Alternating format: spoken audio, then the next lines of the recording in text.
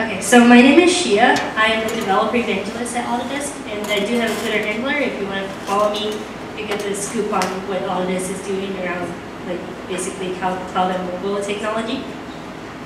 So today I'm going to tell a story about something that's been haunting the design industry for many years. Probably for as long as design has really come into the scope of things. So with that, I'm going to start with a demo, which is when you try to buy something online. So this is an Arion chair. If you guys don't know, it's those chairs in the room. So it's like it's the chair designed by this company called Herman Miller. It's a very expensive ergonomic chair that IT companies like to buy because if you sit on it for 8 hours a day, your spines won't hurt or whatever. So so try to buy this chair. This chair is about $1,000. So to buy this chair, you either have to go to the store, you look at the chair and see if it's really worth that $1,000, or they have like these render images on their website where you can click open, and these are basically just 3D renders of that chair and kind of an idea of how the chair looks like. Or you could actually get the original 3D model that Herman Miller has put up on their website. And this is the problem that I'm talking about right here. What's the problem? There are 4 different kind of file formats trying to open this one 3D file. So there's like, the biggest problem with design is that since computer-aided design has ever existed, people have been using different authoring software for every kind of task. It's a different software for every profession. So if I'm an, say, architect and I'm designing a building and I would like to put this chair in my building, I download the Revit file and put it in there. Or if I'm an interior designer, chances are I use AutoCAD and I download the AutoCAD file. But if you are any familiar with these files, the program that authored it is about $2,000 by itself. So if you want to show your client, your design, your 3D design, they're going to have to download that software for a couple of bucks. That's so I'm gonna I've downloaded these files and I'm going to show it to you for a demo later. So the problem here is that the outputs are all proprietary formats. And say I'm an architect, what I design will contain room information, how tall the wall is, and what the new room number is. But if I'm designing a chair, a room number isn't really relevant. So that's why these outputs have become proprietary formats, and it's been a mess since the 80s. And Autodesk have been trying to solve this problem for many years. We give it an attempt every 5 or 6 years, but never really succeeded. Because we needed a technology that basically runs on most devices. There's no need for plug-in or install to render. And it has to be cheap or free. And it needs to have direct access to GPU because it's 3D rendering. So if any of you guys have a slight clue what that technology should be, WebGL. So the WebGL is a JavaScript API that lets browsers render 3D. It's not a W3C standard yet, but every single browser now supports it.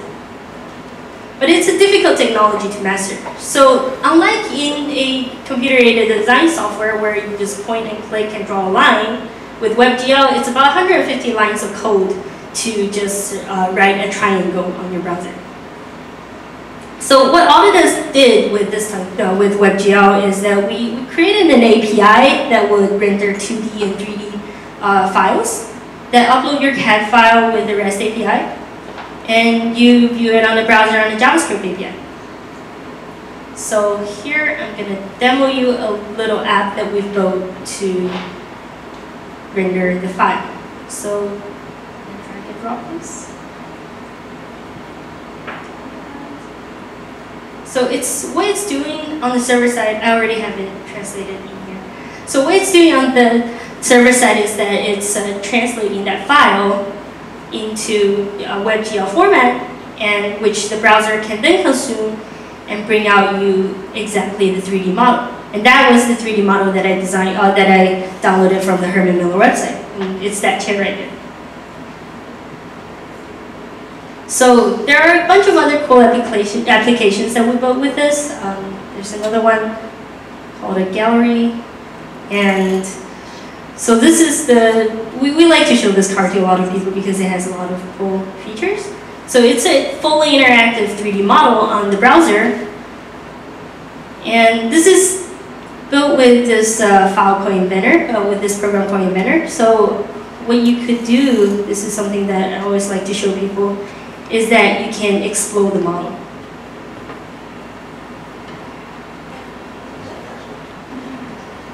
I'm using one hand here, so it's like hard. So you could zoom into every single one of these components and see exactly where it is. And compared to normal 3D rendering with WebGL, we did not do any optimization on this because this is engineering data and you don't want to lose the tooth of that gear right there. So all these things in that viewer, sorry, I'm controlling my hand. It could be controlled with the JavaScript API. So these are basically just JavaScript calls, and I just attached it to a slider. And different types of lighting to render.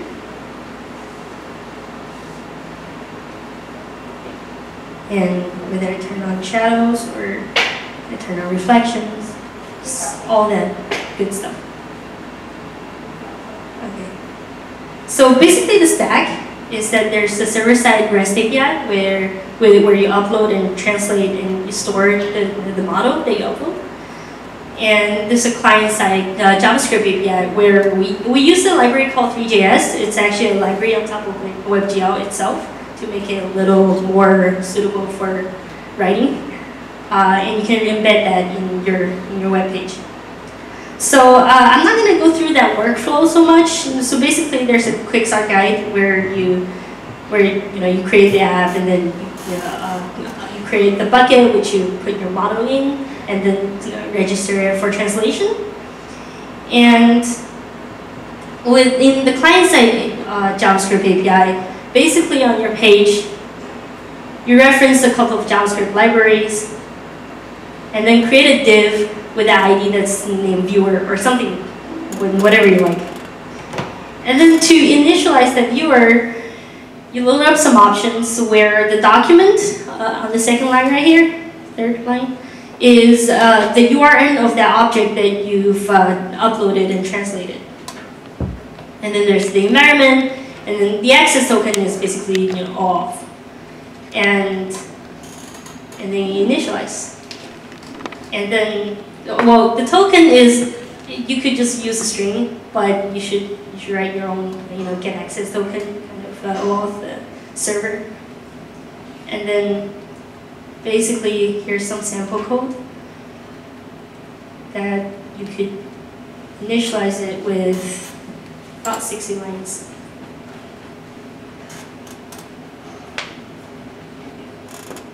So this is about the same thing. And what I'm going to do is I'm going to quickly show you how to do it.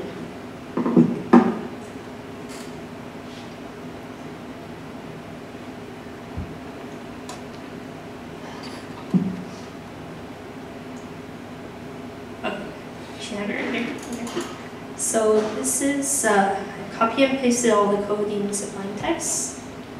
And the token, token is something that refreshes every 30 minutes. And so what I already have probably already expired.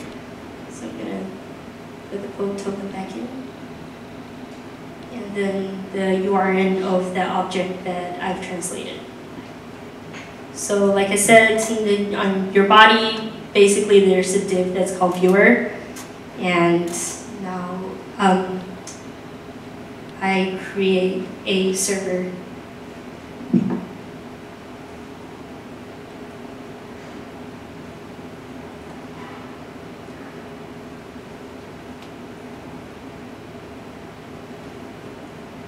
So with WebGL, because it loads assets from other resources, and so if you try to open it up in your file system, it's going to throw like a cross-origin security problem.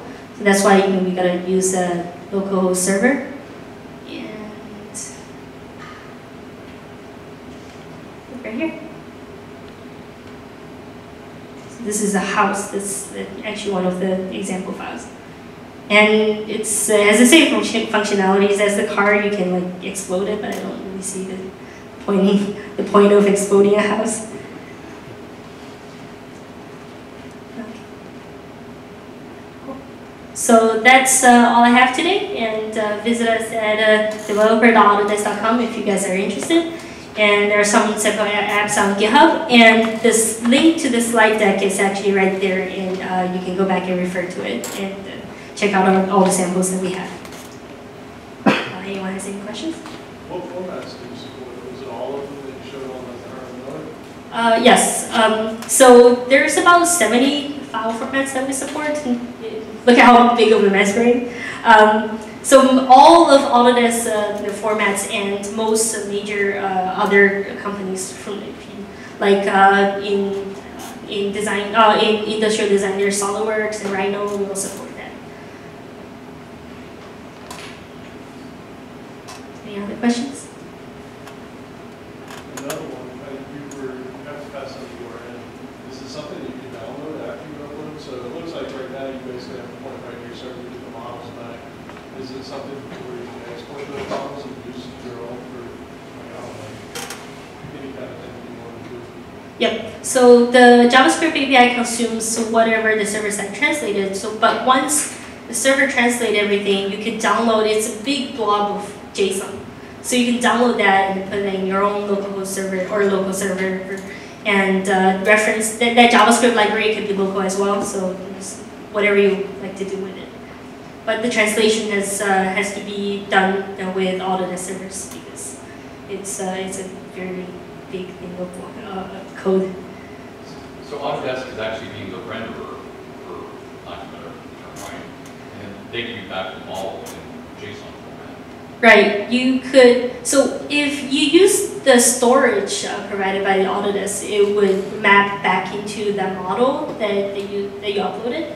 But whatever you translate into JSON is very hard to translate back into that original file that's mostly proprietary. Right, but that's really what we want to get it out of anyways. Right, so what I'm showing here is basically the viewing capabilities. The editing is not really feasible. Most of our clients use like design buildings as big as of like a stadium. So it's just unthinkable to edit a stadium on a browser. So it's mostly for viewing. But are people actually rendering like stadium level objects in this WebGL viewer? Mm-hmm. I can actually show you one here. Something about the same size. So there's Trench Digger. This has about 2 million polys. So it's gonna keep trying to load itself. It's a few hundred megabytes of data. So try to explode that. You can see how tiny all these objects are. So every single nut and bolt is in there. I remember this guy in the back also had a question. What's your okay. So I would say that because this really is using your native GPU, so there's really not much of a difference between rendering on the browser and in your desktop application. It's huge. So just out of curiosity, this is really cool. Why did you guys create it? Okay. So what was the purpose, right? So you have the software, like you said, you can't actually model anything once it's out there.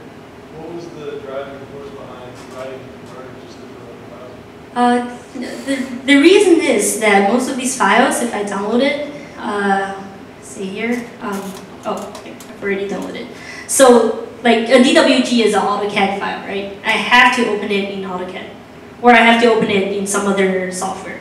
And there's not really anything that will open everything. AutoCAD is one of them that can open a lot of formats, but it's also $200 a month. So this viewer really is a solution just trying to let people see what your design is without having to download the big software. I know, like, we've worked with several clients that design stuff in AutoCAD, and they're interested in this kind of technology from a marketing perspective, because even though your potential customer might not understand what they're looking at, they still find it cool, and they find value in that. Well, the thing about the architecture firms that are spending a lot of money having their items rendered out into videos and then having to ship those off to people. Send them a web link. Yeah, you send them a link, they look at it online, they approve it, then you go into the rendering. Oh, I get why we want it. Yeah. I just don't know why they're doing it, because it's free, you said, right? Well, it encourages people to use their product versus one of the competitors, one of those other file formats. It's sort of a little bit of a lost leader, maybe. I mean, they're not really losing anything, but it's like, oh, this is from Autodesk and Autodesk and Autodesk and Autodesk. And you're like, okay, maybe we should do Autodesk. So this, there is a cost to this. It's free to use, but the translation process has a cost. So it's really, instead of having the person who's consuming the data trying to pay for the software, it's the person who's created it, say the designer who's paying a fee to render this in the browser. So that's the business model. Anybody else? Yes. It's properties as well. Let me show you. That's actually a bigger thing for a lot of people. So there's a property panel with depending on how you initialize your model, each property that you click on it. How do you make this big? Right. So whatever you have in your original file, it will also show up through the properties.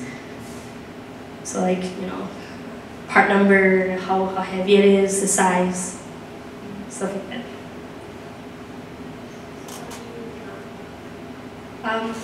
So these all properties all come into a big JSON blob. So every single piece, 3D piece in there, is connected with the DBID. And that, without all the properties, it's just they're just kind of in there. And there's an API that you can call basically that will show you, like the get property API that will show you this property panel. Did that answer your question? Animation is something that we're currently working on. It's not completely shippable, but it's working. I've seen a demo, but it's not in production yet. There's another feature where it's also really cool called sectioning. So basically you could just see the floor plan right there, or for how this engine look like on the inside, or with the house it would be a floor plan.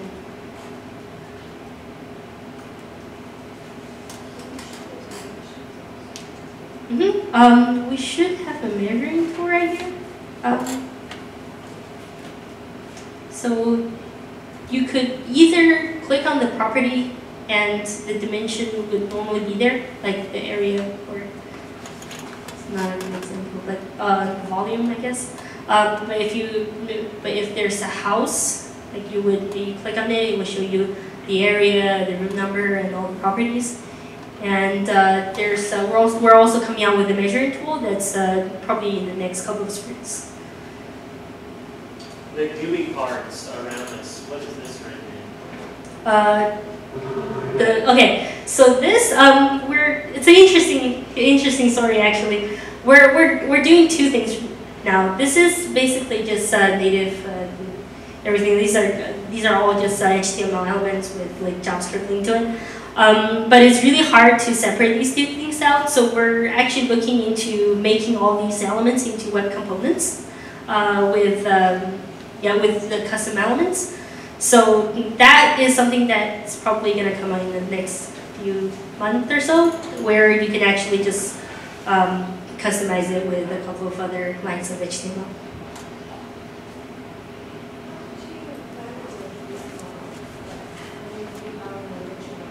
Mm-hmm. Right.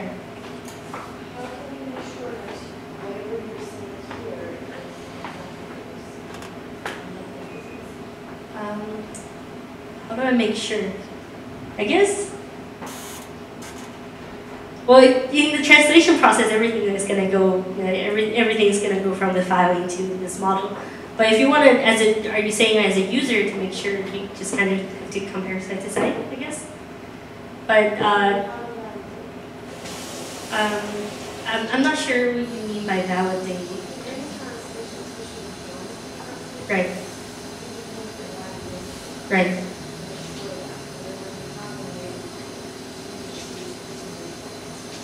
Mm-hmm. So each of these each of these components are linked with the DBID.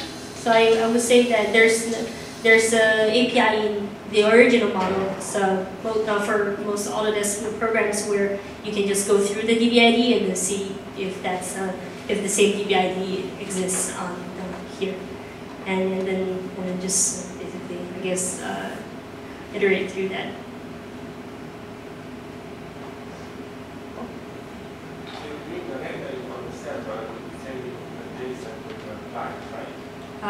We're doing the translation on the server, and then rendering is on the browser. Okay, so this translation, who's doing it? You showed us the file, but it's not the file who's doing the translation. The program is doing the translation. Right. There's a bunch of servers in the cloud where once you upload it and register for translation, it's gonna start translating, and then it will give you a basically a JSON that says the URL of the model and the name and everything. Let me show you right here.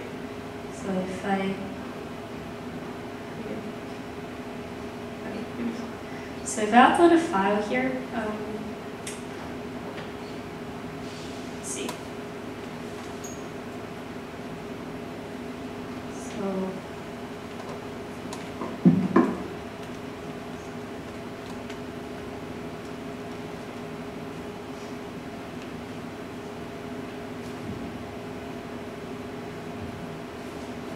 This is basically a put request to upload the file, and it's like giving undefined.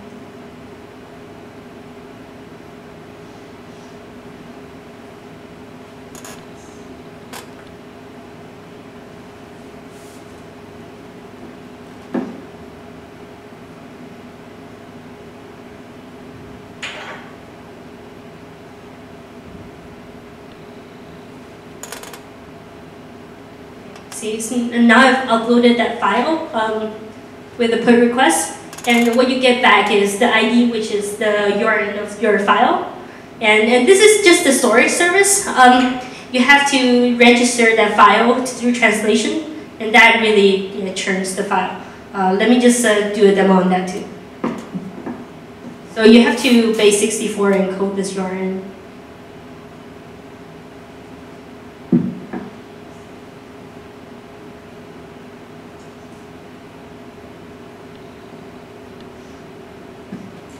Of course, when you write your own service, you should do that, not by hand.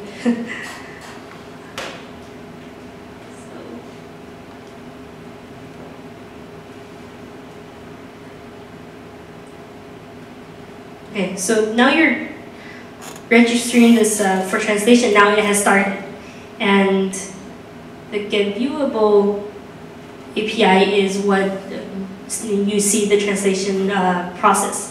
So again, the GUID is maps to the model itself, and then say the success, whether it's successful, and the children files if you have like multiple files and multiple parts, and once it finishes, it should be quick. Okay, yeah, it's I think it's a pretty large amount of work. Well, there's like 4 workers in the cloud that try to process this. How do you charge for using this service? How do I charge? So this service is beta right now, so it's free. But they're still working on a business model, which is probably not going to be very expensive, let's say, compared to the desktop softwares. What's a cheap program to get 2 million models? I would say, like, what type of design are you looking for? Like a small object or? Yeah, small objects. So there are a few. There's are you making that for like 3D printing or something like that? What type of application? I don't know. Maybe. Okay. Maybe like for small animations for kids. Okay. So animation is a whole different story. But if you're doing if you're making small objects that for the 3D printing, mostly it takes in a file format called STL, and and it has only the shape but no mesh, no material on it. So there's a couple of free ones from there's one from SketchUp. That's from Google. Actually, somebody else bought it, but it's I think it's a free software. And then Autodesk also has one called Fusion 360. That if you say that you're a startup or a hobbyist, it's free. But if you're not, it's like $40 a month or something. So, let's see this. Okay, it's in progress. 75%. You play with VR, like this to see if that works? I actually have, if anybody has a Google Cardboard, I can demo that. But so there is I believe it's called VR the Autodesk.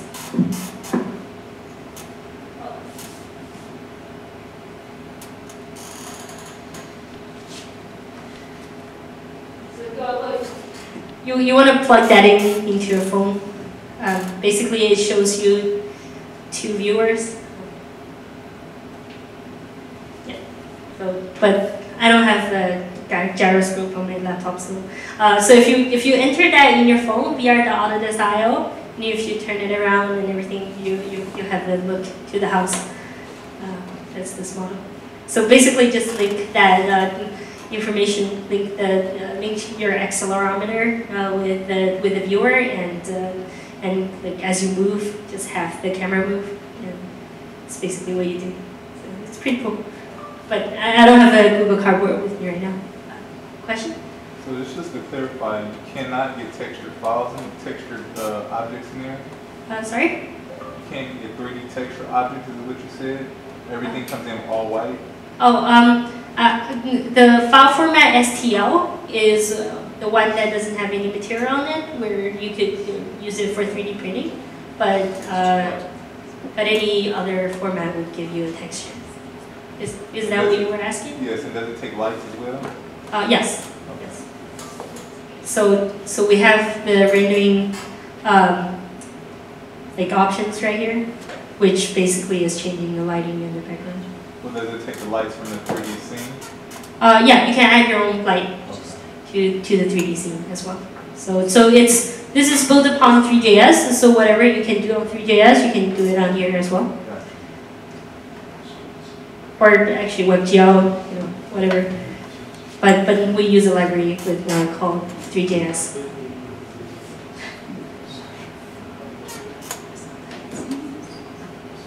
Any other questions? That makes sense.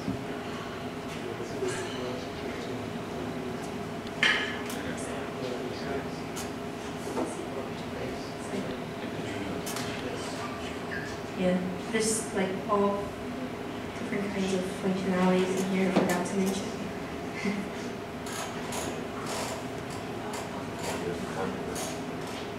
So you can search by, I don't know.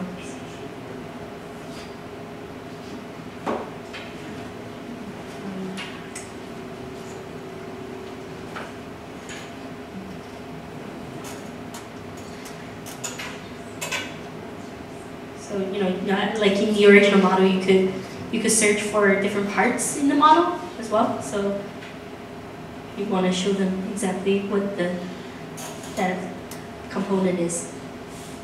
You can get to it by, again, the DB ID as well.